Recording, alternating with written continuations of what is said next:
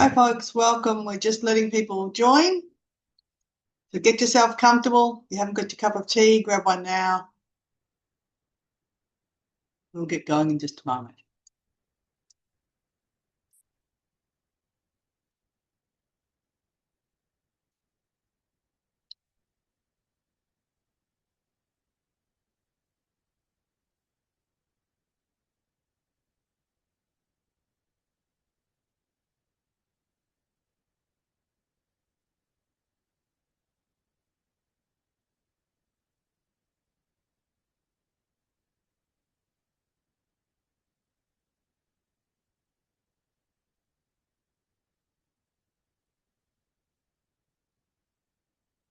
All right, it's 11:30, so we're going to start. There'll still probably be a few people join. That's okay. They can join and catch up pretty easily. So my name's Elizabeth Deveny, and I'm the CEO of Consumers Health Forum of Australia. Just a little bit of housekeeping before we get started into the more interesting parts of the meeting. The webinar will be recorded and it will be available to be watched on our YouTube channel. I'd also just mention that AI scribes are only permitted for accessibility purposes. So if you've asked us about that, great. If you haven't and we see a scribe turn up as a meeting attendee, they'll be removed. I'd also like to say, as you're all joining, we'd love to know who you are and where you're from. So if you could pop into the chat and just let us know. So I'll do mine. So my name's Elizabeth and my pronouns are she, her. Great to know your pronouns when you pop your name in the chat. So if you ask a question, we know how to responsibly and respectfully talk to you. I'm in Naarm, on the land of the Wurundjeri people of the Eastern Kulin Nation. Love to know where you are too. And I have said that I am the CEO of CHF, so I'm here on behalf of CHF. If you're here because of organisation you're involved with, love to know you with one of our member organisations, where you are, who you are, anything you want to share is great. Often when we do this, people connect dots and go, oh, I know you. Hello. You're welcome to say hello to someone in the chat too, of course. Great. Thanks, Carolyn. You've put your information in there. Auntie Maureen, lovely to see you. Anne, lovely to see you here too. Naomi, Brendan, great to see you here, Brendan. So everyone just keep popping their names in. It's great. You can see where everyone is, where they're from, what their pronouns are, whose country they're on. If you know where you are, let us know. It makes us feel connected across the country. It's lovely.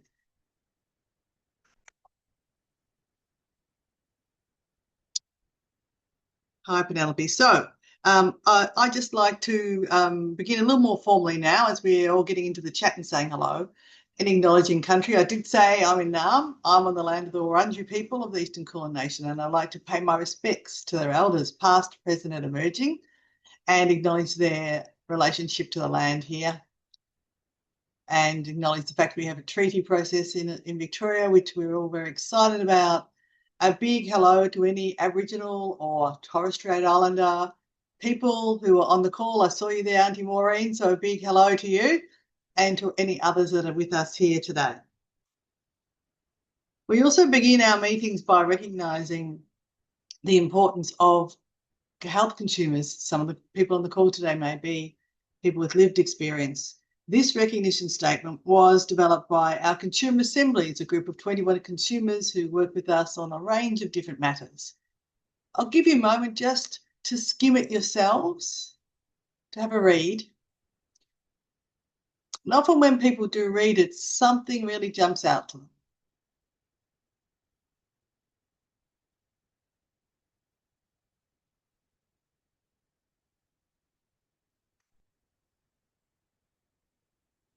I think today, for me, it's about value.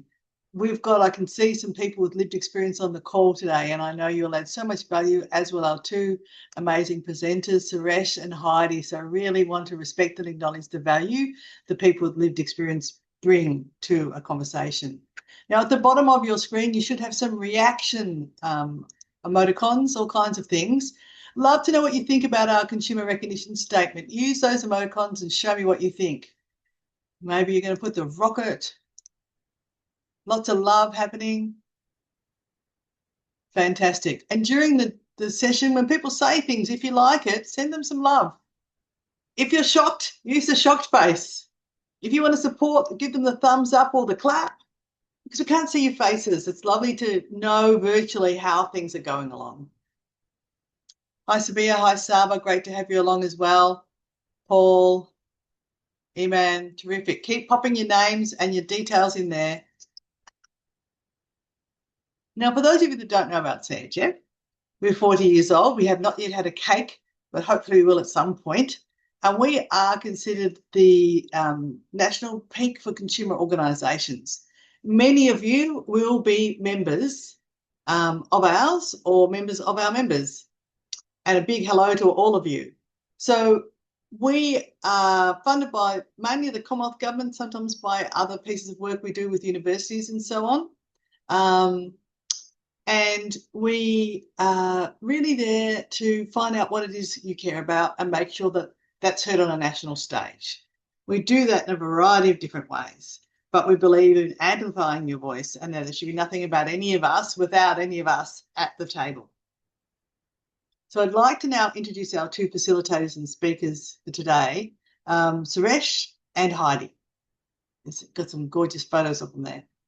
So Suresh is a human rights advocate, author and a member of the CHF Consumer Assembly, and he has 4 decades of experience in social justice, inclusion and equity, and is a former president of the Ethnic Communities Council of WA.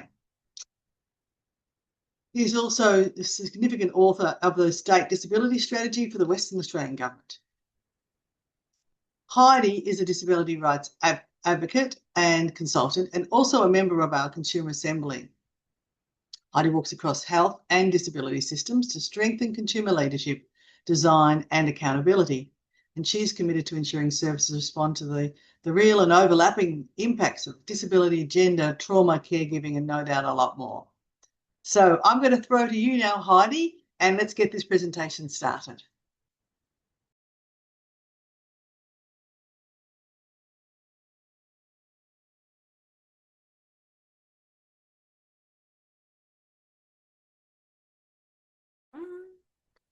Sorry, I was just waiting because I thought there might, are we meant to have a presentation up on the screen? I just can't see it. Right now we've got the slide with you and Suresh there, and the poll slide is coming up just now. Oh, great. Okay. Sorry. Yep. Thank you.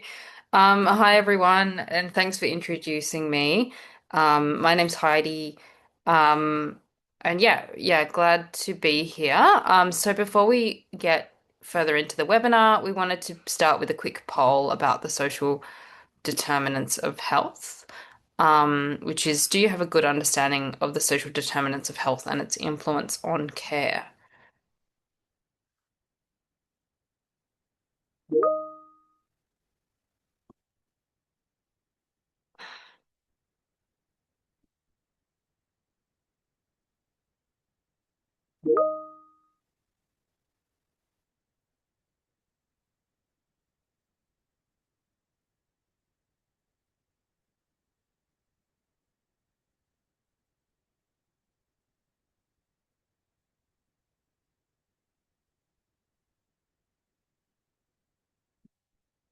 Yep.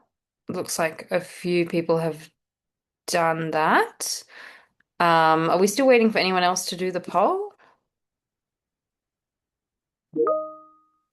No, once we pop it up on the screen, then we're done.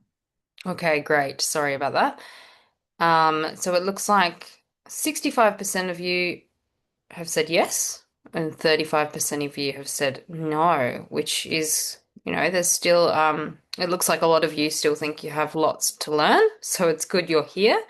And those that do have a good understanding, I'm sure, still have lots to learn because it's a very kind of complex space. I'm sorry, I'll just get my document back up. I've got a lot of things going on my screen.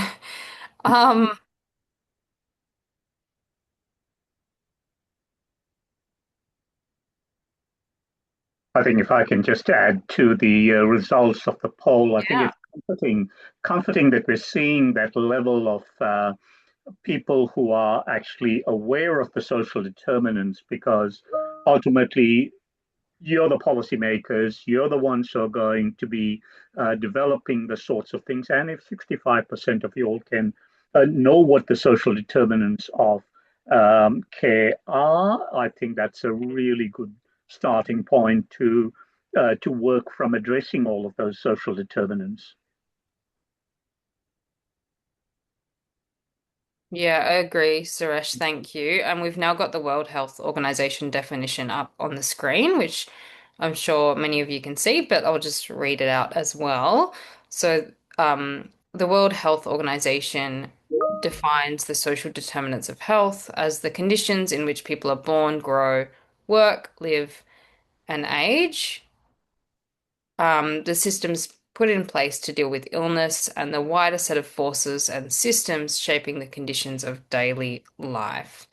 So I think, I guess one way I like to think about the social determinants of health is that, yes, we can make individual choices about our health and we can do things to, individually look after our health. But there are a lot of outside influences, so related to things like the income we have, the geographical location we live in, our race, our gender, whether we're parents or carers, our age, all of which influence our health in ways that we have less control over, I suppose. And also things like broader structural conditions like government policies, like social infrastructure. All of those things influence our health in various ways, which contribute to the social determinants of health. And I suppose some people, particularly those who face overlapping forms of marginalization on the basis of things like being a person of color or being First Nations or maybe being gender diverse, experience more barriers to accessing good healthcare, and maintaining health compared to people with less of those intersections or more privilege. So now I'll pass over to Suresh to do the next part. So if we can just launch the poll 2, which is up on the screen now. Do you have a good understanding of the commercial determinants of if we can just move that poll to the side, I can read the rest of that screen. Good understanding of the commercial determinants of health and its influence on care. Again, simple yes or no, and it'll give us an idea of what your understanding of the commercial determinants of health are.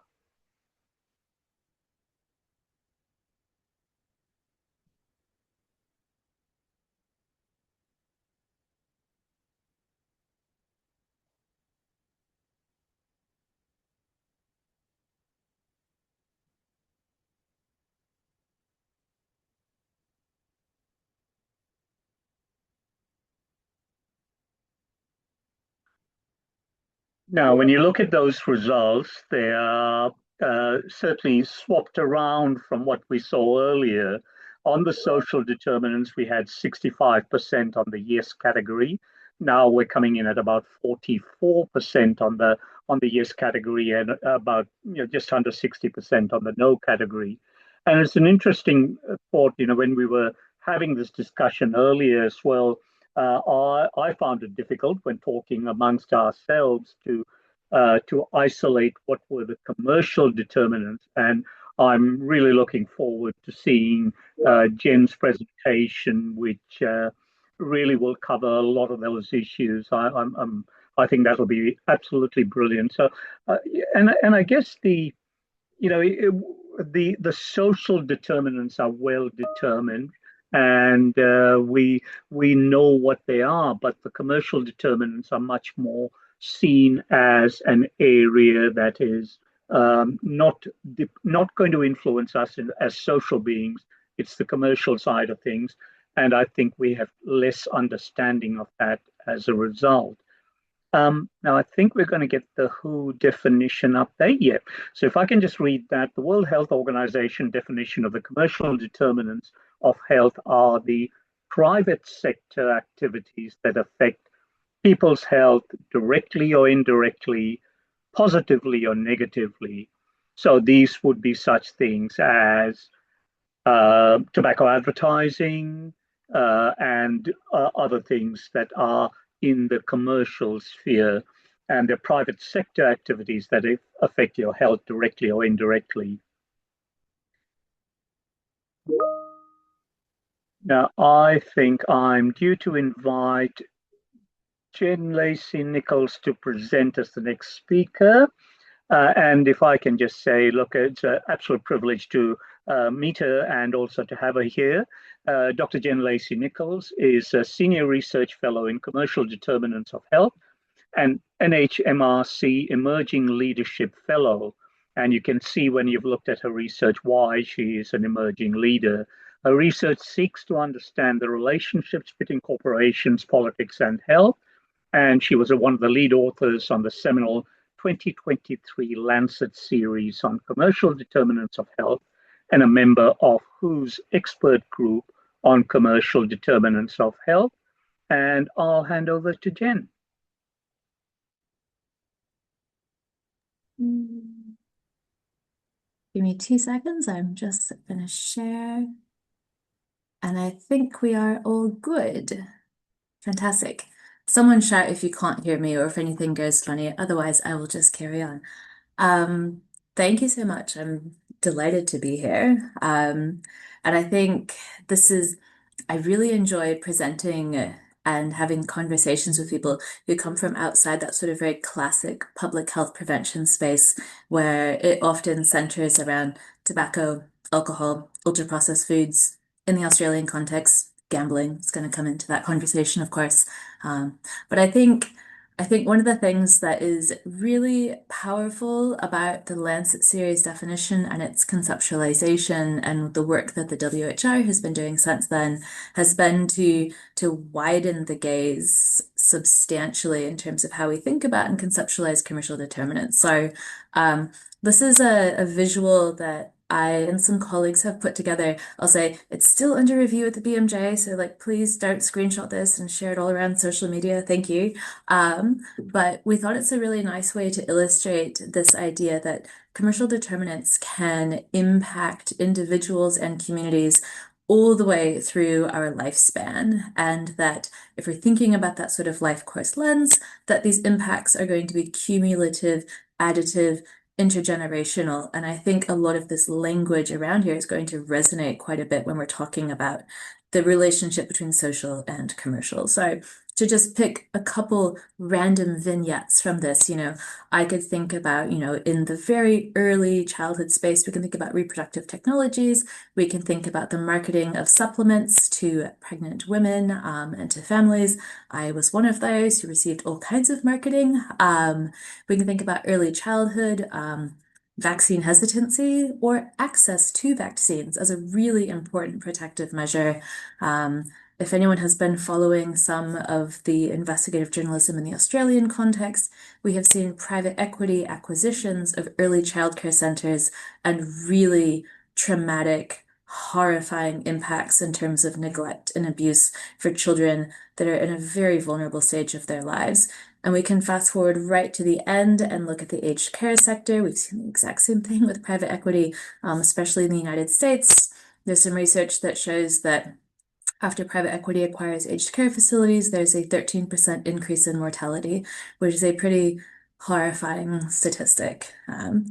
So I guess to take one great big step back, I really love the positioning of social and commercial. And I especially like it because there's a really important part of the social determinants of health definition that sometimes gets left off. In their original report and the commission from the WHO, there's a really, half of the chapter is about money, power, and resources, and about the inequitable distribution of these. And this is what then causes all of those conditions. But we tend to shorten our definition a little bit to the conditions that people live, learn, play, and die in. And we forget the structural inequities that are driving that in the first place. And I think this is where commercial determinants really focuses and centers in on this. I'll say So I've got a five destination whistle stop tour of commercial determinants for us today. First off the bat is thinking about the definition from the Lancet series and also from the WHO that was around here. And I think it does three really important things. So the first is that it widens our gaze to any industry. And we're not talking just about harmful industries and harmful products where if I consume these or if I'm exposed to them, it's going to increase, my risk of ill health and death. We're talking about things that are essential to society. We are talking about housing, education, healthcare, water, utilities, things that are often conceptualized as human rights. So I love that all you were saying about the human rights lens, Suresh. If there's a profit motive in the delivery of those services, there are going to be huge concerns about inequities. So I think widening that gaze that it's not just, well, we want to wind down tobacco. We want to, we don't want marketing to children of tobacco.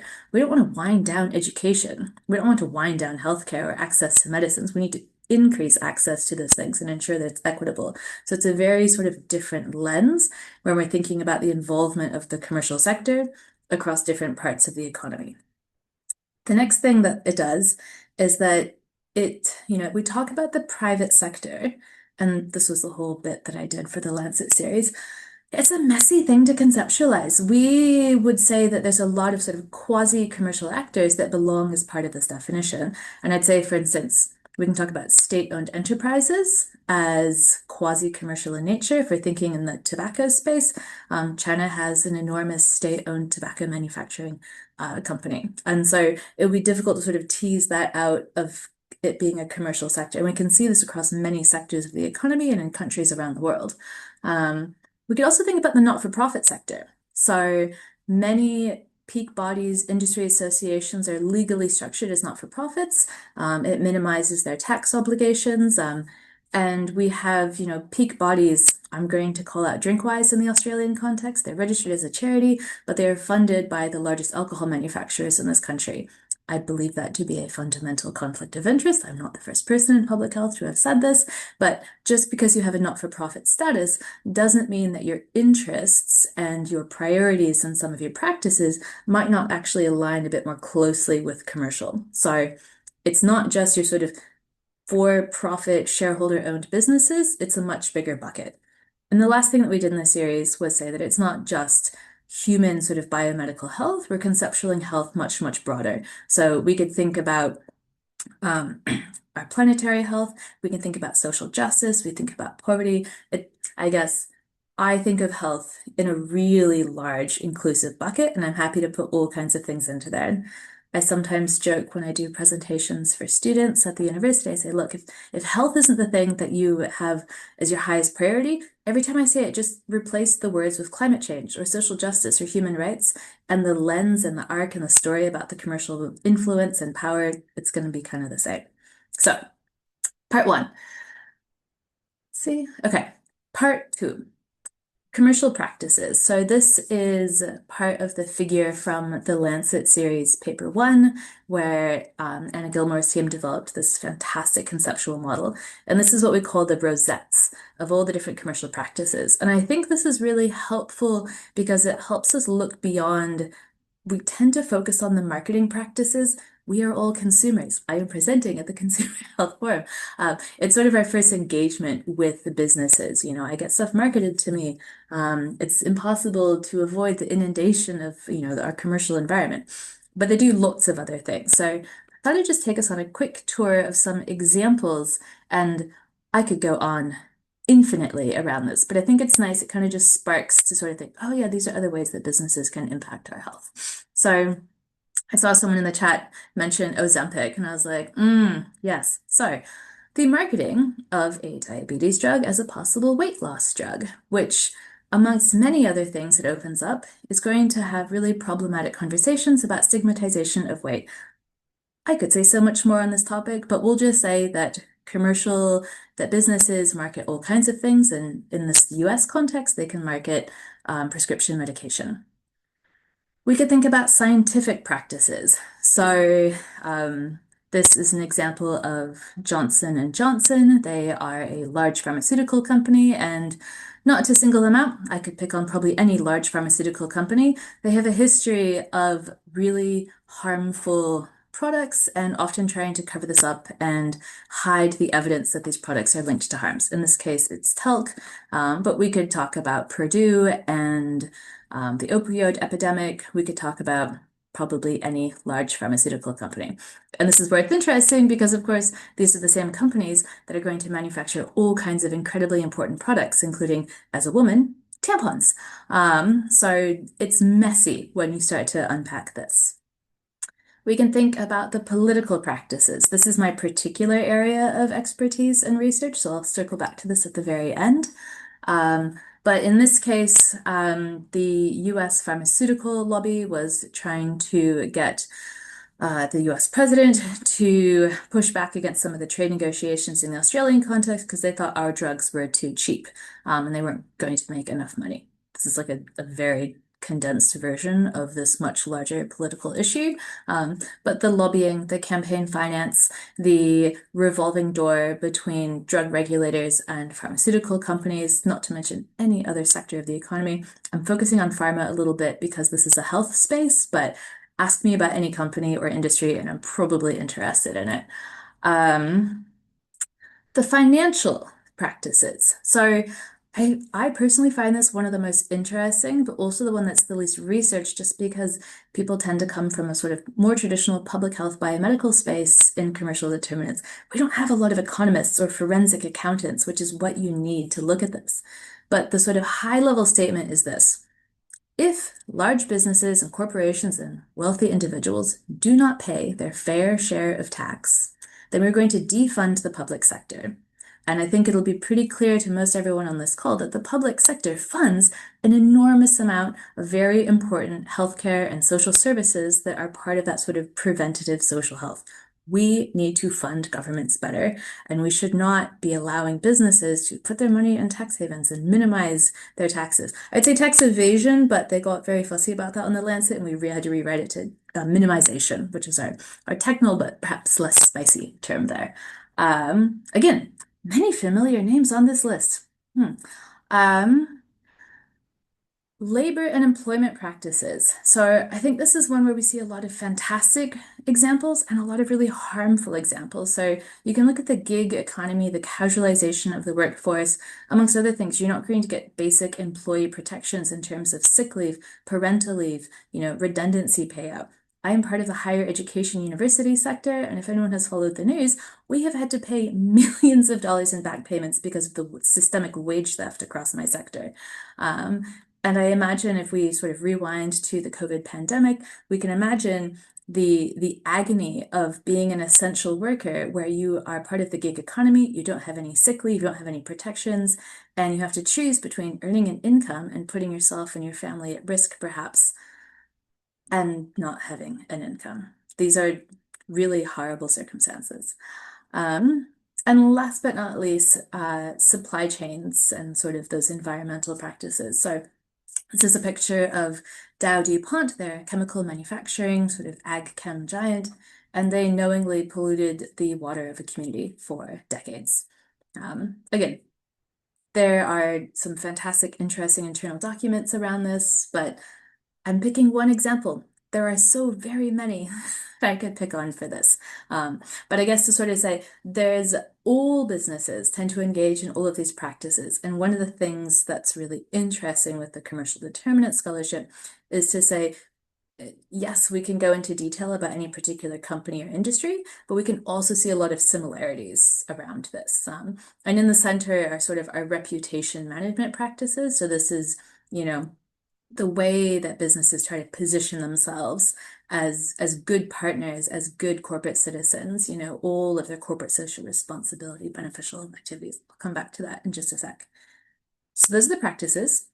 Stop 3, the systemic factors that influence all of this. So if we go right to the very top of our sort of rainbow model of social determinants, the stuff that has the most impact, the greatest impact on communities and individuals, but that we would have the least direct influence over. We can think about privatization and financialization of education, healthcare, aged care, incarceration, and that this is going to result in really pernicious inequities where if I think about, I'm sorry, I'm just going to go back to pharmaceuticals and drug development. There's a much stronger motivation to develop drugs that are extremely lucrative. We are going to, make some money back from it. There's no good market for neglected tropical diseases because they are not especially lucrative. They're not going to have, a huge market. But this means that there are huge cohorts of individuals and people in vulnerable circumstances who are never going to get medicines made for them because there's just no good market for it. Is this a good way to think about addressing, disease and prevention? We could also think about consolidation and globalization. I do a lot of research on corporate power, but essentially, if you think about businesses getting bigger and bigger and governments not necessarily getting bigger, we're having a rise of sort of global negotiations. We've got, foreign direct investment. If I am a small, low-income country and I'm going to get foreign direct investment from a large multinational, it's very hard to say no to that because I need, economic resources in my budget to be able to deliver health services and roads and schools and everything else that's important for a government to do. But I might not be able to push back against this business, or I might not be able to, defend myself in international courts when, I don't know, maybe Philip Morris feels like suing my country because I developed front-to-pack labeling. Oh wait, that's what happened in Australia and in Uruguay. So I think it's really important to sort of think about the broader structural systems that make it really hard to do anything about this. Okay. 2 more steps in our tour. So, what do we do about businesses that do good things and bad things at the same time? So, my PhD was about the soft drink industry. Coca-Cola is always my sort of first convenience example of things. Sugary drinks, soft drinks, we have very good evidence to show that they're linked to type 2 diabetes, to obesity, to a range of cancers, to dental caries, teeth are like the main reason that children are hospitalized. But Coca-Cola also has the best cold supply chain on the planet, which means they partner with the UN, they partner with all kinds of aid organizations to deliver medicines and other health things that require a consistent cold supply chain. It looks great on their PR, right? On the other side, we've got Boeing. They are an airline manufacturer. I fly on their jets when I go to conferences and present my very interesting research, or when I visit my family overseas so that my daughter can maintain a connection to her grandparents. Really important things. They are also part of the military-industrial complex, which I think we can safely say is harmful to health. And we can think of other examples around this. So any business or industry sector is going to have some aspects that are perhaps quite harmful to health, whether it's because the product itself is harmful or whether because it's being priced in a way that makes it very inaccessible for people. But they might also do things that are quite good and important. So how do we do some of that balancing out? If I am a researcher and I don't have a lot of government money because the government is not funding very much research these days, who might I be able to take money from? If I am a health organization or a public health organization, who is it appropriate to take funds from? And there's concern both that it might reflect on me, the individual as a researcher, in terms of my credibility or my organization. I've done a lot of work with Vic Health, who's been trying to sort of operationalize a really effective toolkit to ask these questions and think, how do we balance this up? How do we reflect very critically around this? There's also the scenario where there's benefits for the company and the business as well. They can go to government and be like, look at this amazing research I'm funding. Look at this stuff I'm doing. I'd love to have a meeting with you to tell you about this important work I'm doing. And then they get a foot in the door. And this is how you get conflicts of interest in policymaking.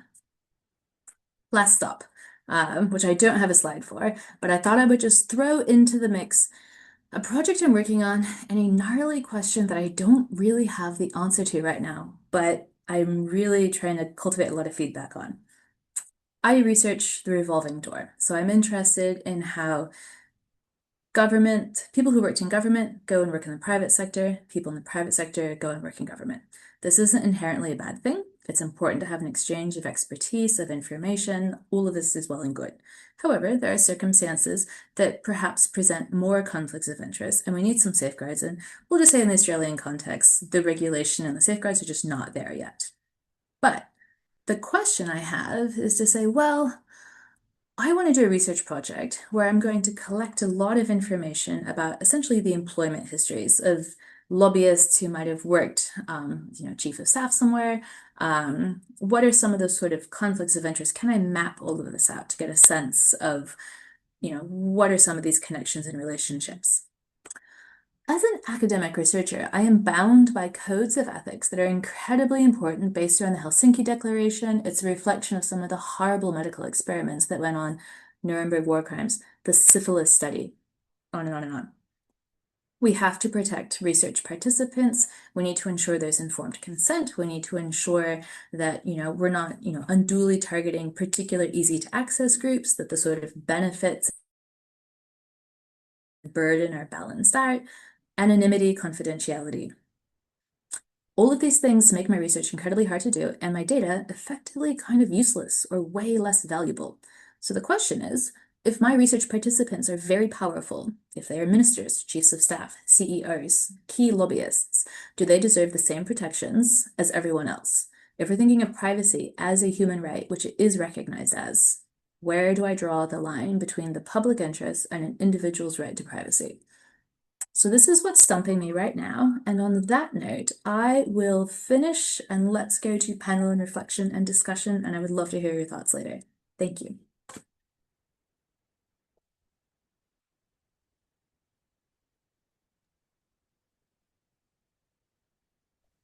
Now, I think in this section, and Jen, you're not taking questions now. You're happy to take questions later? Yep. Okay, so I'm happy to do anything at all. I will roll with it. we'll go to the panel discussion, which was, look, in this section, Heidi and I are going to have a conversation, a fireside chat, if you will, sharing and reflecting on what each of us has experienced as consumers and advocates, and also look at the influence of how that's actually influenced by the social determinants of healthcare and the provision of care. So I think the initial thing that we're looking at is that whole space around, what area of care and health that each of us has been involved with and what we've observed there.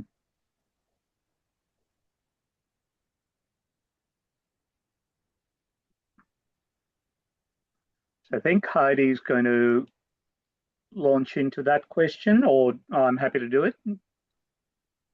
Yeah, no, I absolutely can. Thank you, Suresh. Yeah, it's definitely a tricky one. I think when you're thinking about the social and commercial determinants of health and how it's impacted your own life, and in my case, my own life and advocacy, there's so many different things. And in thinking about this, I was, thinking about, well, I could talk about the fact that I grew up in Hobart, Tasmania, or Lutruwita. I could talk about my gender. I could talk about growing up with a single mum. There's a lot of things that I believe would have influenced my life and my healthcare and all of that. But I think one of the clearest examples and most relevant examples to the current political climate, I suppose, in my own life, is the fact that I'm autistic, but I wasn't diagnosed until the age of 27. And there is a lot of, arguably a lot of reasons for that. I grew up in the 90s as an autistic girl when there wasn't a very good understanding of autism in girls. Lots of reasons. But I think the point I want to make is that growing up, I did have, fairly significant support needs. I was mostly non-speaking in public until I was about 10 years old, really struggled with social interaction, had very poor physical coordination, all of those things. And they you could argue that those are kind of specific to me and not necessarily related to social determinants. However, my point is that they were not recognized or understood because of the environment around me, because I did grow up in a single parent family from a fairly low socioeconomic background where there wasn't understanding of autism, there wasn't socially more broadly understanding of autism. There wasn't very good understanding of autism in girls, particularly in Tasmania. So there's kind of a lot of social reasons why that was the case, as well.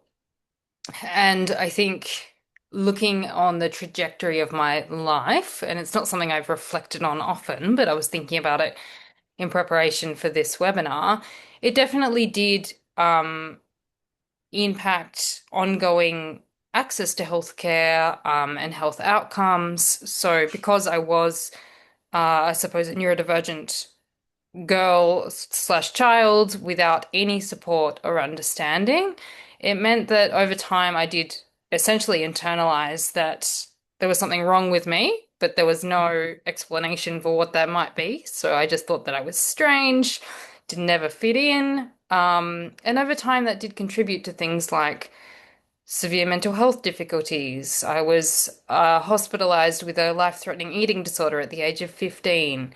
As a result of that, which was directly related to which I now know was directly related to autism, looking at the fact that neurodivergent people make up 30% of people with anorexia nervosa or something like that, particularly among those who are undiagnosed neurodivergent.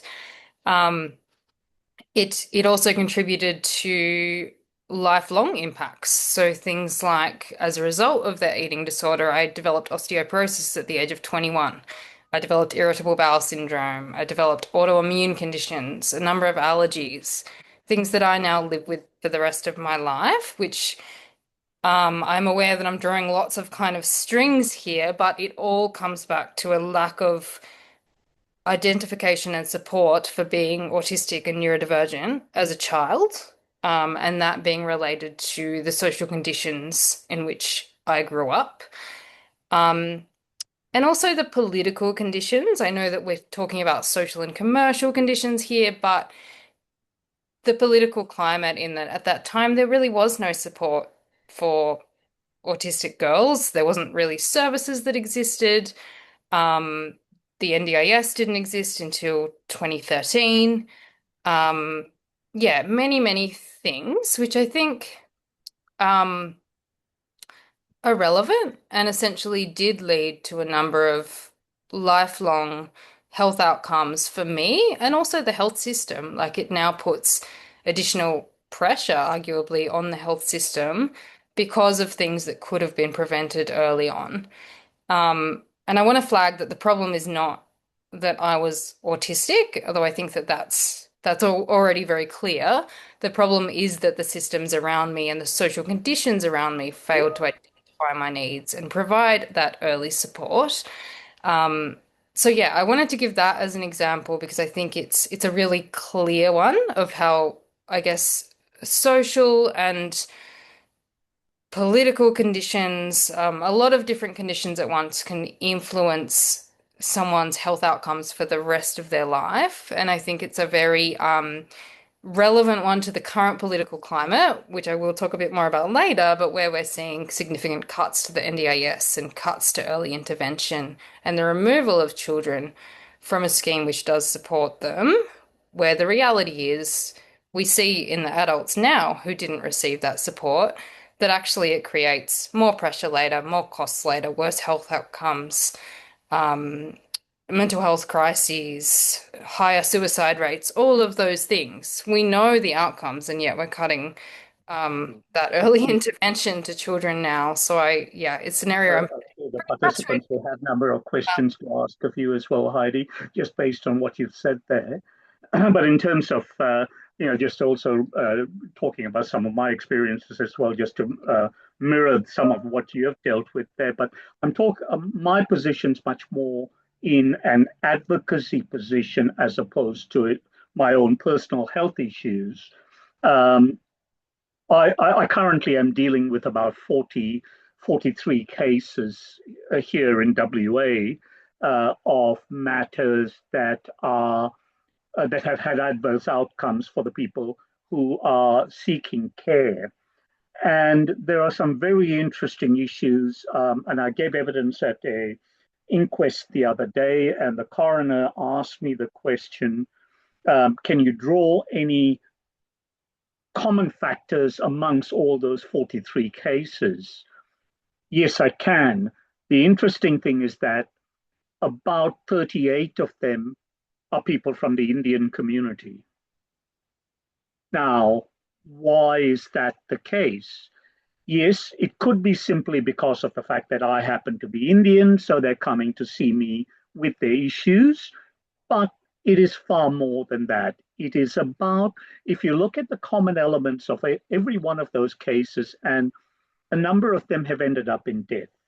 So we've had issues of children dying, mums dying, etc., in the health system as a result of the lack of provision of care, and these have resulted in inquests and so on. So if you try to draw any issues out of all of that, what it came down to was, again, yes, the Indian community were overrepresented in those numbers.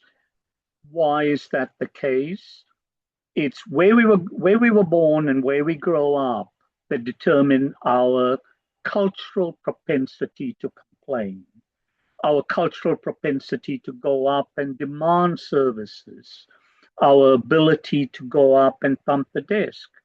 You know, you certainly wouldn't fit me into any of those stereotypes as being someone who was unable to thump the desk, but by and large, all of those people that I'm dealing with are people who have not gone up because they are happy to take the service that they've received, even though it is substandard to what is required for their person. So it's really, really the social determinants, in addition to what Heidi's saying there around the whole recognition of autism. And I see that in my elder child who is on the ADHD journey, and that whole space around social awareness and so on comes out there. But I also think there are some very, very significant cultural issues that are not being taken into account. The coroner's office has asked me to come and speak to the coroners here in WA to talk about what are the common elements we have found, what are the common elements that I have found, and what are the issues that we can identify. I think in terms of what we were talking, what I'm talking about, one of the proposals that I have put to our health system, our health DG, and she's quite supportive of it, is the creation of a consumer advocate, a health advocate at the ED department who understands the escalation pathway. So when Shandipan Da, who is a little fellow who was at Joondalup Hospital, where his parents have gone up on 5 occasions and asked for a blood test, and he's refused on every one of those occasions. And a day later, he died of a blood-borne disease. So it was something that could have been escalated if there was an advocate.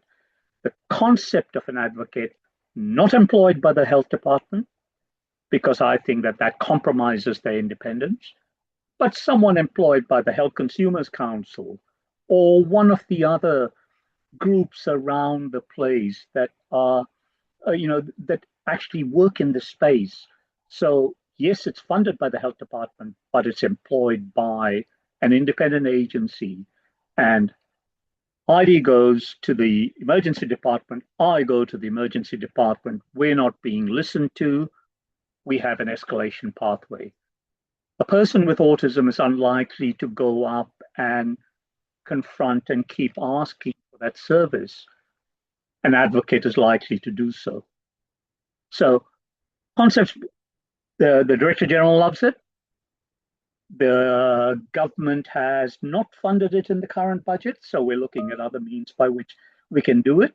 But I think it is something that could be rolled out right across the whole world. I know the Canadian health authorities have been in touch with me asking if they can actually talk about that system if we can get it up and running. And your next question after saying that we put that into the emergency departments, well, why should it not be in every ward?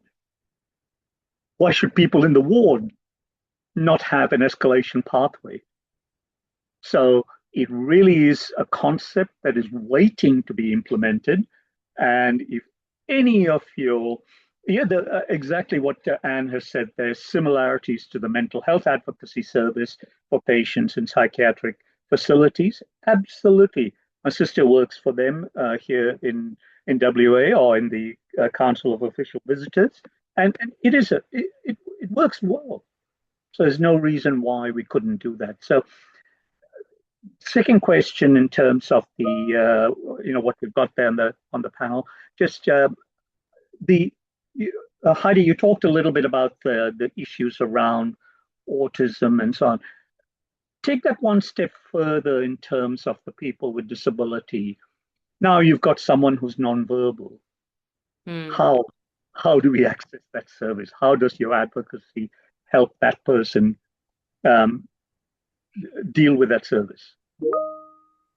Yeah, so I guess in preparing for this and thinking about my advocacy, I thought about it in a lot of different ways to flag. I guess in my work, I do mostly more systemic advocacy and looking at how I guess different government systems and policies impact people's access to services and healthcare more so than I guess individual advocacy, which I think you're more talking about, Suresh. But I'll answer both. So I think in terms of how the social and commercial determinants of health feature in my advocacy work or how my experiences have influenced my advocacy work, I think it's pretty direct. It's not something I think about on kind of a day-to-day basis, but I mean, on a day-to-day basis, I do disability advocacy, mostly working in the neurodivergent space. And that is because of my lived experience and the lived experience of those around me. I will flag it's not really a conflict, but I'll flag that I do sit on the board of the Australian Neurodivergent Parents Association, and I previously sat on the board of the Regional Autistic Engagement Network in Tasmania, and have done, yeah, kind of a lot of work in this space. I guess it's the best way to describe it is that we see, and I directly see how putting in supports can really improve people's health and improve people's life conditions, and how it's not really rocket science. Like disability supports are preventative healthcare. And I think that that's important on an individual level and also a systemic level. So when we're talking about someone who is non-speaking accessing healthcare, it's I think often individuals are sort of required to fit into a system that is not made for them. So I know that myself as someone, I am a speaking person, of course, as you can see. But in certain situations, particularly under stress, and I'm giving my own example because I don't like to, I have a lot of other examples, but I don't share people's experiences without their consent. So that's why I'm talking about my own.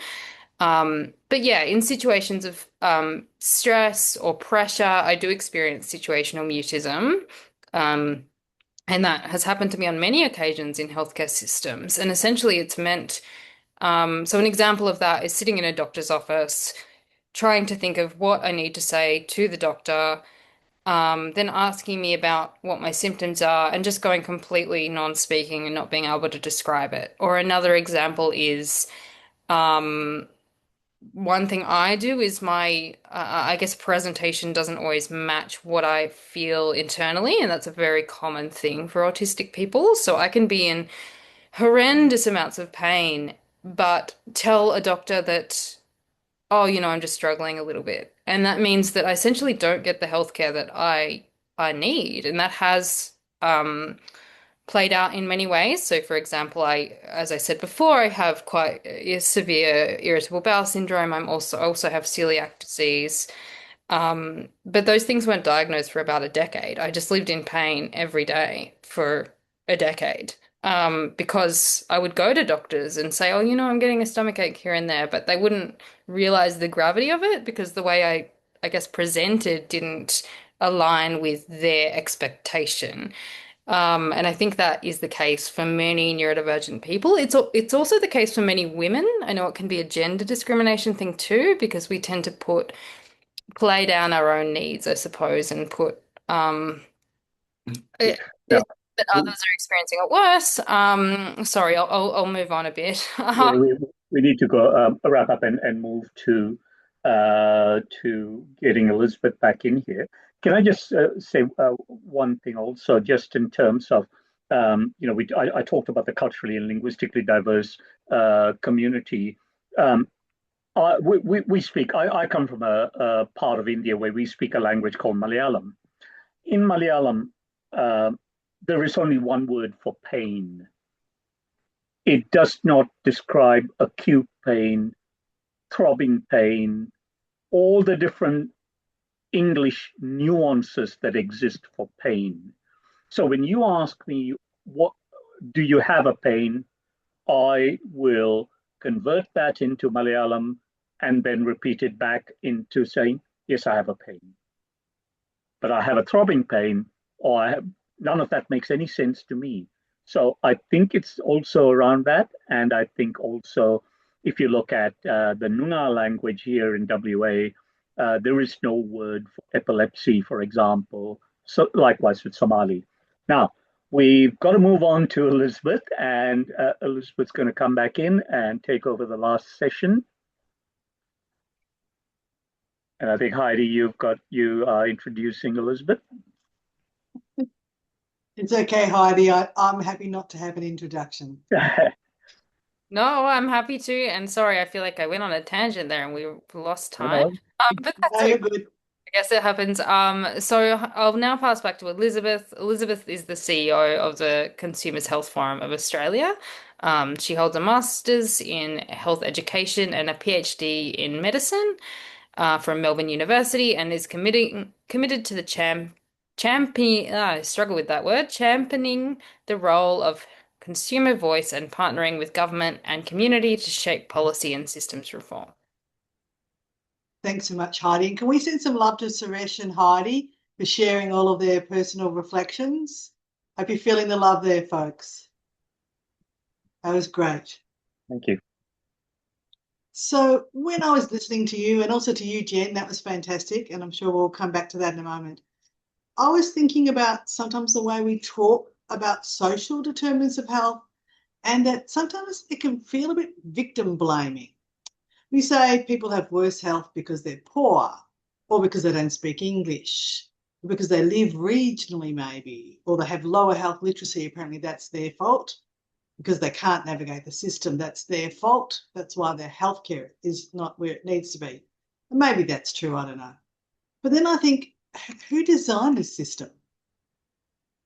And if we've known about these inequities for decades, which we have, and they still persist, then I start to ask myself, who's benefiting? Like, if this system doesn't work for me or for you or for other people on the call, who's benefiting? Why is it not changing? Because when these systems don't change over a long period of time, somebody is benefiting from the status quo, right? And so the benefits of our healthcare system are accruing to particular groups. And Jen, you talked about some of those in your presentation: professions, industries, commercial entities, and so on. And this means that some groups are actually getting more benefit from the healthcare system than others. That's commercial, right? Not just social. And this, I think, is driving the growing divide between people who can access healthcare and people who can't. A simple example we hear about all the time is people in outer suburban and regional communities are desperately underserved by specialists. And it's not because people don't need care. They just can't get it.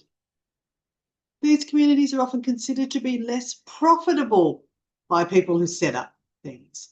They have lower private health insurance rates often, and maybe lower capacity to absorb out-of-pocket costs, or sometimes they're seen to be smaller markets. So then people are hit twice. First, they've got to pay, but also they've got to travel. They might need to get childcare, they might need accommodation, everything becomes much more expensive. And I'm really interested, and maybe you can use the thumbs up, the thumbs down on the chat. I'd love to know if you have ever had to travel a long way to get healthcare or rearrange your life significantly, which has had financial and other costs for you to get the healthcare you need. Quite a few people there saying, yep, that's happened to me.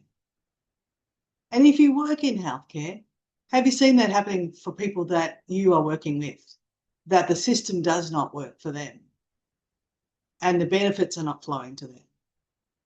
Because I think for a lot of Australians, particularly those people that don't live in the big capitals, this is normal.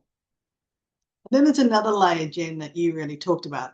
We talk about these companies like Pfizer, Merck, Johnson & Johnson, all those places as partners in healthcare. They're our partners in healthcare, right?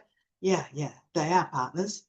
And they benefit enormously from publicly funded systems, publicly funded research, publicly trained clinicians, public infrastructure, Medicare, the PBS, public hospitals. We could go on, our pockets as well. So I think there's a conversation about reciprocity too. What does it mean when organisations who significantly benefit from the healthcare system while minimise their contribution back into the public purse? That contribution which could sustain them and more people in healthcare. What does it mean when health professionals, corporations, providers, they all want the maximum benefit from publicly funded systems, but try to minimise, well, watch carefully how I say this, Jen, minimise their tax contributions, okay? So that those systems can work well. And I'm not saying this to be provocative, though I'm not frightened of being provocative. I think because we all understand this, that this is how it works. This is all commercial. It's all commercial. And I think, and perhaps it's an old-fashioned belief, we think the health system is there for us, but increasingly parts of the system behave first as markets and as systems or care systems second, third or fourth.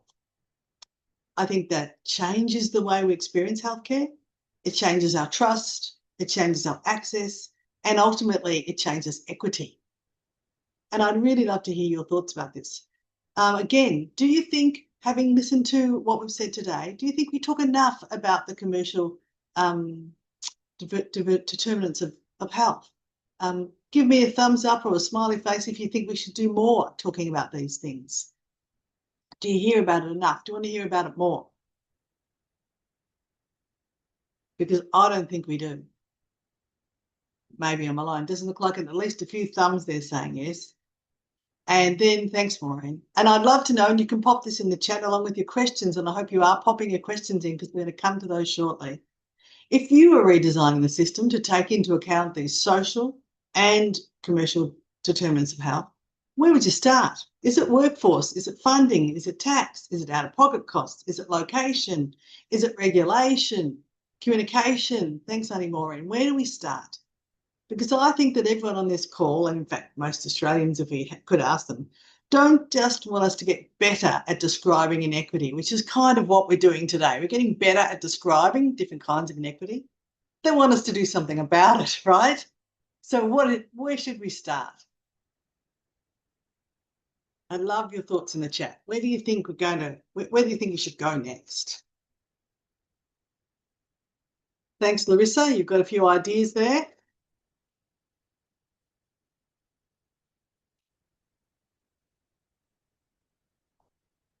Well, I always feel like it's a bit like an elephant. You start on the edges, Auntie Maureen, right? Just start somewhere because it can feel a bit overwhelming when you think about these big issues, but we start somewhere, right? Now, in a moment, we're going to get all the panellists back together and we're going to be open to answering your questions. I think there was one about consent in there.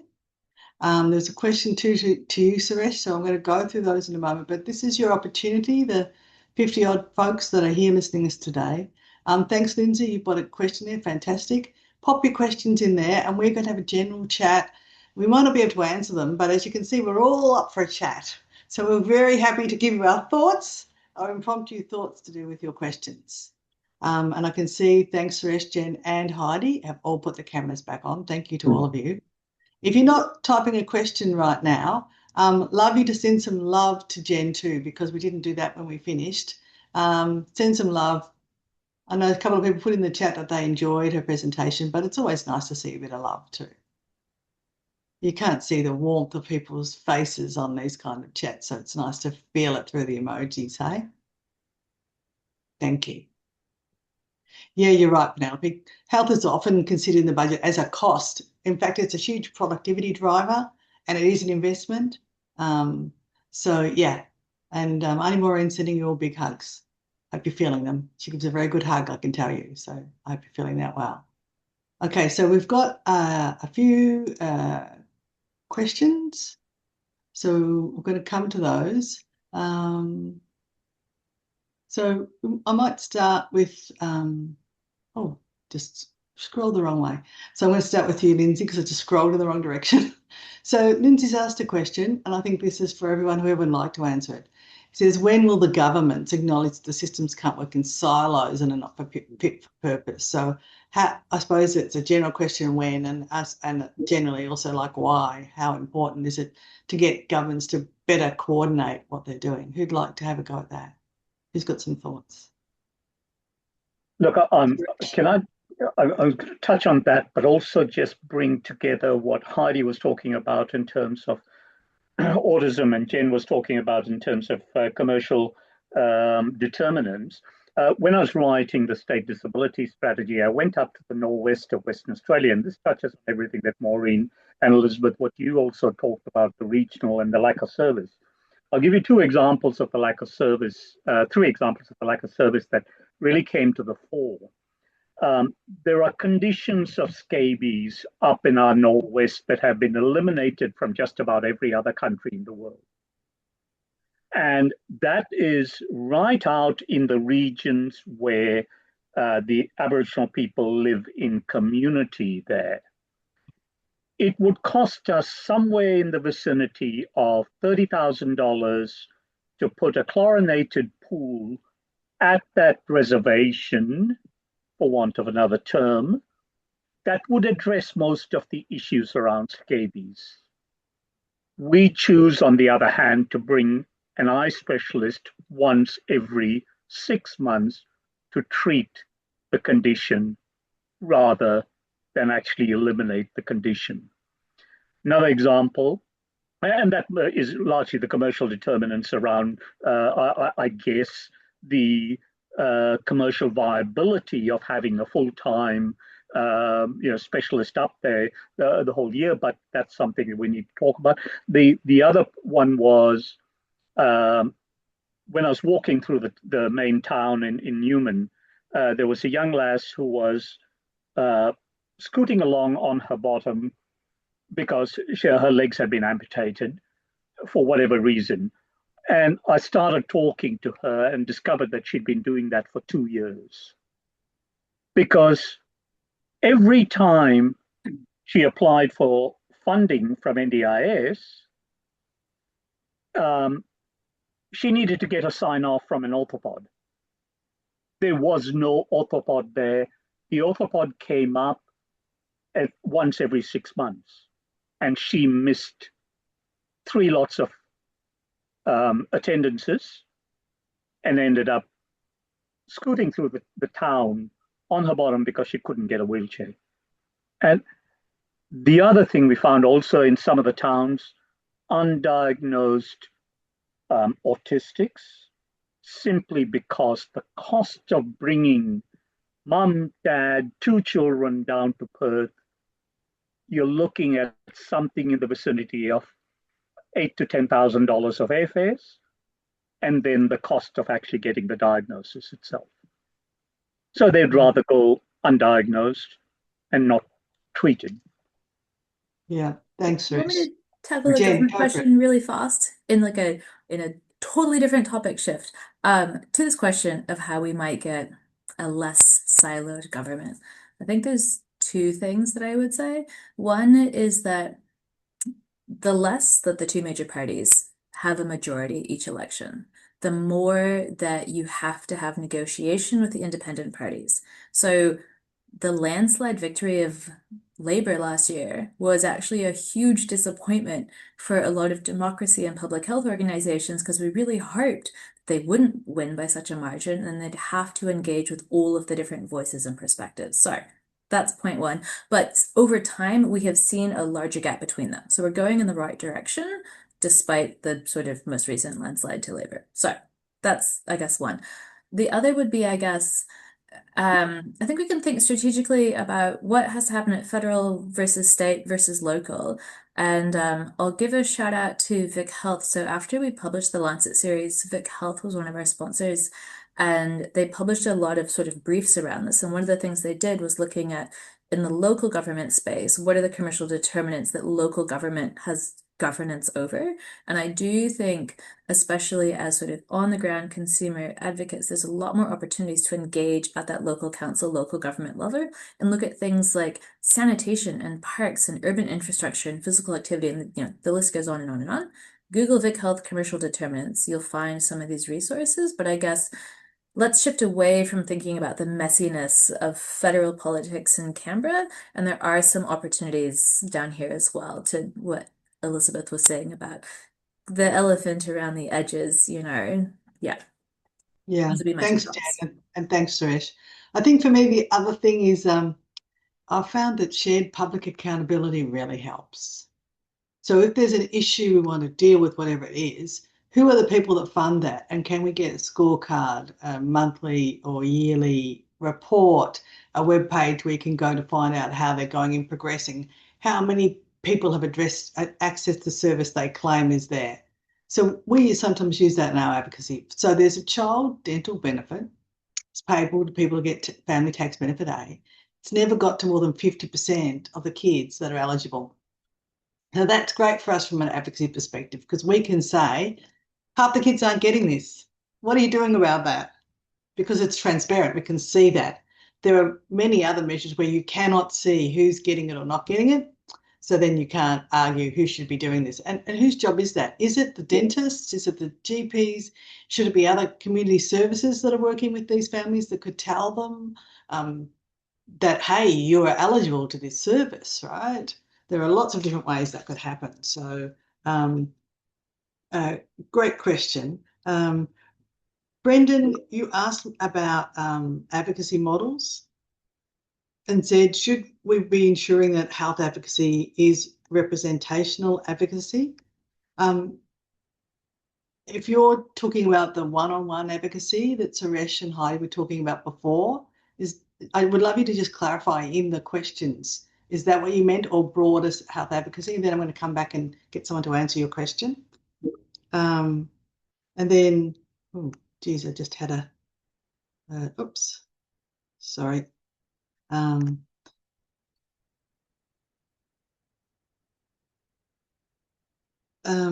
asked a question to you, Jen, saying, when do you think BMJ will finish reviewing your work? They'd really like to keep in touch with it. Can you give them a sense of the timeline? That's a quick one. I mean, look, we've gone through our second round. Fingers crossed. It's part of the BMJ Commission on the Future of Medicine. Some of it's being published on a rolling basis. It's academia. I don't know. Hopefully by the end of winter. I'm glad you like our visual. We intend to use it as a teaching resource. So, I mean, if Jen's happy to let us know, we can certainly let you all know when it's available too. Yeah. So that'll be an easy way to do that. So Brendan's answered that. Thanks, Brendan. So you're saying, when do we make sure that advocates actually are speaking on behalf of the person that is being advocated for, rather than using their own values to drive that conversation, their own health beliefs about what it is that I need, or Heidi needs, or Suresh needs, or Jen needs? Anyone want to make some comments on that? Like, how do we make sure that happens better, or have you seen it happened really well anywhere? Heidi or Suresh, if you want to comment on that at all, like how important it is that if someone's advocating on your behalf, that they actually can advocate on your behalf, not on what they think you want, what you actually need. Yeah, jump in. Heidi, you go first and then Suresh. I Go for think it. this is a really complex issue and one that does come up a lot in the disability space because of ableism, I guess. People often say, well, this person can't advocate for themselves, which is often actually not true. I think when it comes to, I mean, first of all, advocacy is really, really important. I think that with the example I was giving earlier around, I guess, barriers to access to healthcare, the answer is often reasonable accommodations or changing options for someone to communicate with their healthcare provider, communicating in writing. But often those options, well, pretty much always, those options are not given, at least in my experience, unless they are explicitly advocated for and asked for. I think another thing with this is that in my experience, someone really, really good at advocating for themselves. They can be very I guess, eloquent, know what they need, and all of that. And still, unfortunately, I've seen cases where that whatever it is that they need has not been provided until another external person has stepped in and demanded it. And it doesn't matter how experienced that person is, it does happen. I think in terms of how we make sure, I mean, it's almost just like a code of ethics, isn't it? Like no advocate should be stepping in and advocating for something that the consumer or their client or whatever term they want to use, doesn't want or hasn't asked for. I think it's about having that conversation beforehand and supported decision making and ensuring people are part of that conversation when possible, not stepping in and advocating over the top of them. Sometimes it's about someone, so maybe in case, a good example is probably in cases where there's parents and children. Often parents are kind of the defaults, and sometimes that's necessary, but in other cases it's not. So in cases of older children, for example, rather than a parent sitting with their child and just speaking into for them, they should say, well, what do you want? Like, what do you think? I think there's just so many examples of this. It's hard to know what to give that's relevant. But yeah, That's great, Heidi. Really great practical advice. Suresh, you had a couple of thoughts too? Yeah, just a couple of thoughts on that. None of the advocacy I do is paid for. So I take the view that if I were to charge for my time, then my advocacy is going to be compromised in terms of independence. So I choose not to be paid by, and the likelihood of the people that I'm dealing with are usually struggling with their own financial issues, so I then choose not to. So I am, however, happy to hand over all of these cases to an independent funded agency. You know, I have said that in WA, we need to have a medical ombudsman. And if we have a medical ombudsman, that would work. I suspect, and then we have other states to look at in terms of what they've done. I think that the pushback we're getting on the concept of an advocate who understands the escalation pathway in EDs from governments is that by funding such a position, they are admitting that there are failures in the health system that need to be attended to, and they're not prepared to do that. So I'm fortunate in that you were talking about escalating your individual advocacy into a systemic basis. I spent many years working in media, so media has been very helpful to me in highlighting these cases and bringing it to the attention of the wider public, which then provides that impetus to get the systemic advocacy from an individual case. So I think that, but we shouldn't have to rely on my contacts, or we shouldn't have to, we should be able to access a service that is able to escalate my issue all the way through to completion.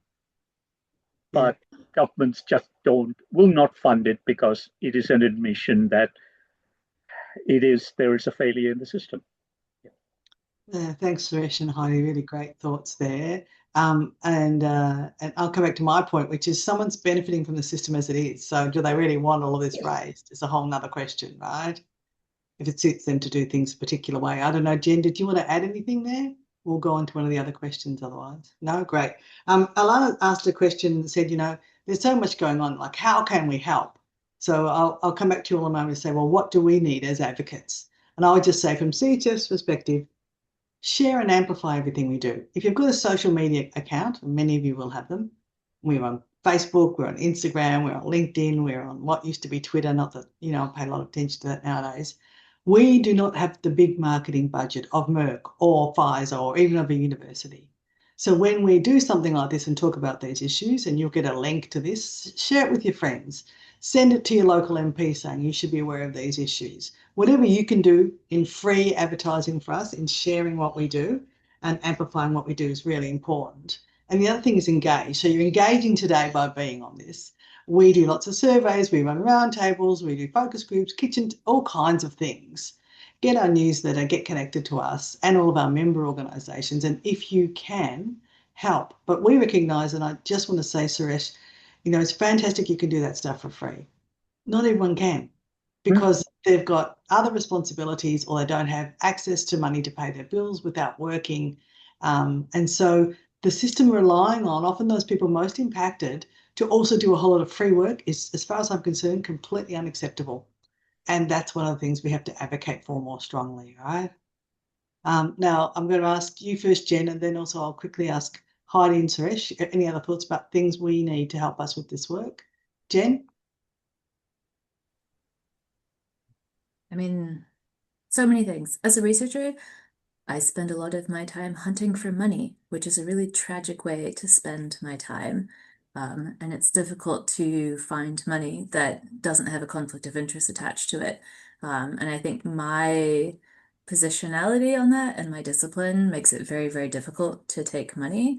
I think I would like to see a bit more critical reflection from within the charity and consumer advocacy space on who they're willing to take money from and how that might be legitimizing businesses. I've been doing a bunch of Googling behind the scenes, and like Rio Tinto and BHP fund a lot of stuff.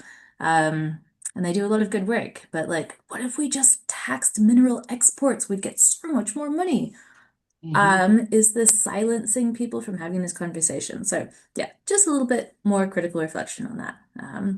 I have an answer for the healthcare corporatization thing, but I can hold on to that if we've got other bits. So. Okay. I'm going to quickly come to Heidi and Suresh, see if you want to add anything. Otherwise, we're going to go back to you, Jen, because we're about out of time and you can answer your question about corporatization. Suresh and Heidi, do you want to add anything about what we need to help tackle these problems?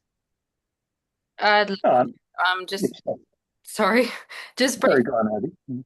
the government needs to invest more in preventative health and NDIS supports and stop pulling money from things that actually save money longer term, just because they want to push costs rather back onto the states, like jumping in on that siloing of systems. It should all be seen as connected, not separate. It doesn't make any sense. But secondly, I wanted to build on that point Jen was making. As an advocate, I've been an advocate for a really long time. I've found that a really long time given my life so far. I found that point, the point I wanted to make is for one, the more marginalized I've been in my life and the more I've been struggling, the less money I've received, because I'm also a consultant and I get paid for some of the work I do, but not much of it.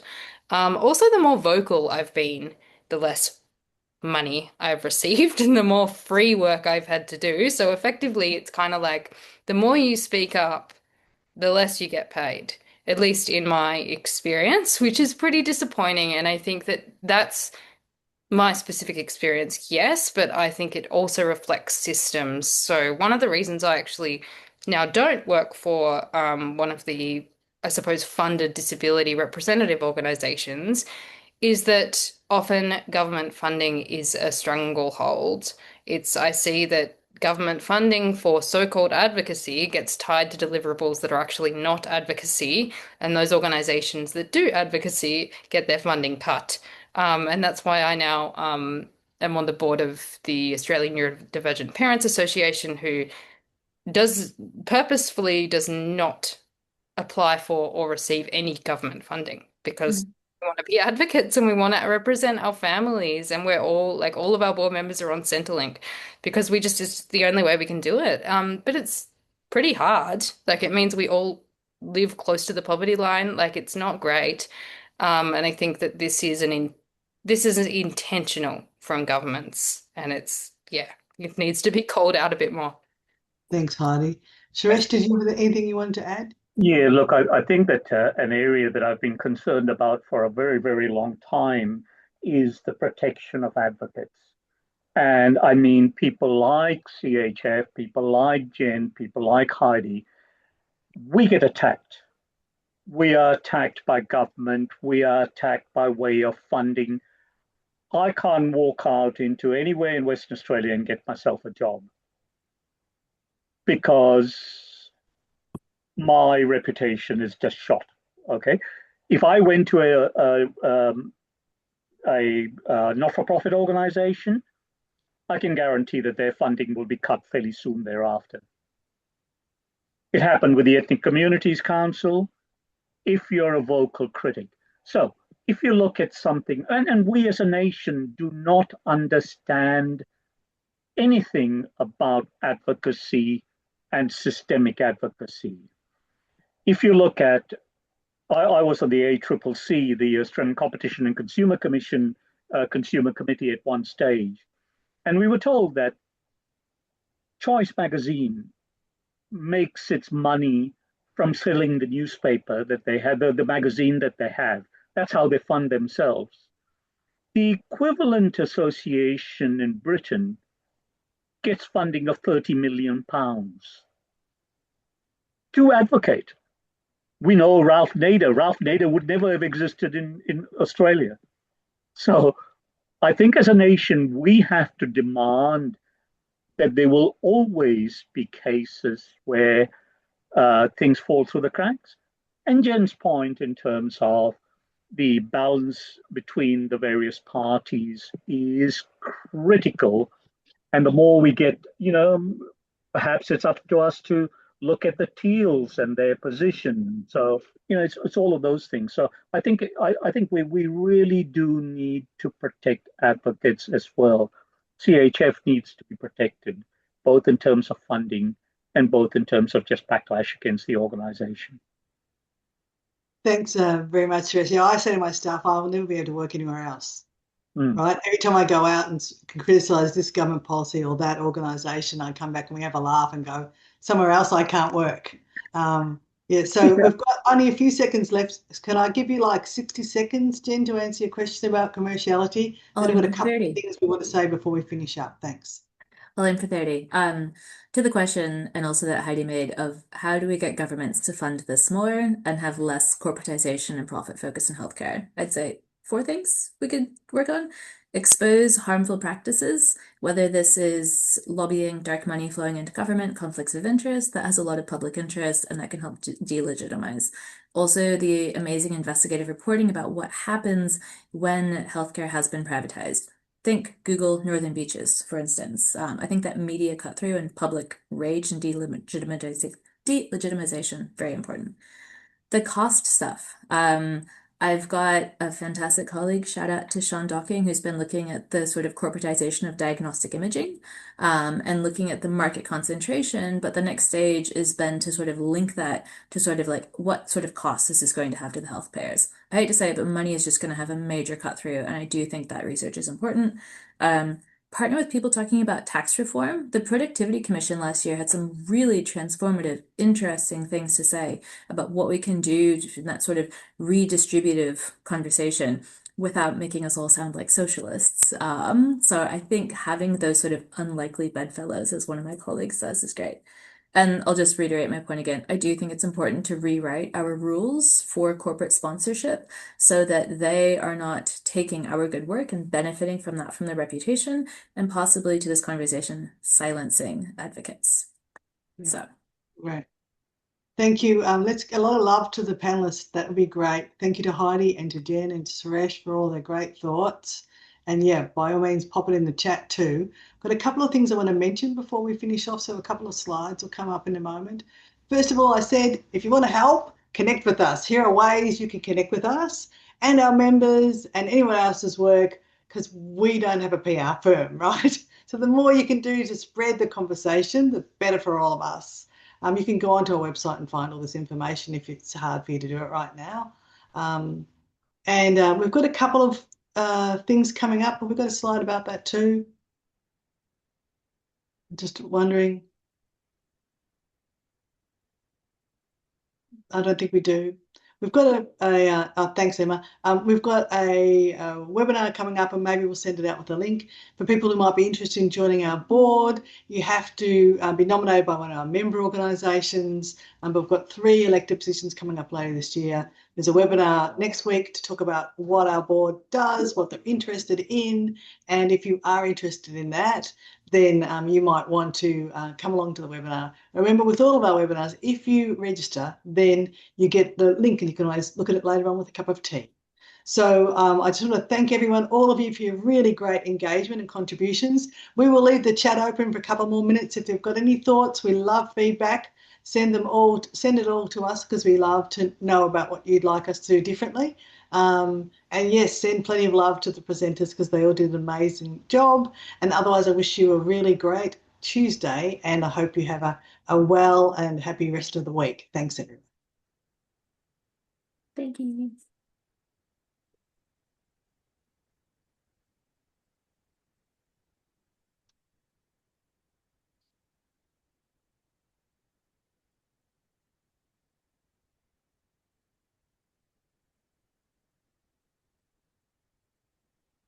Do you want me to hang around too, or shall I run away?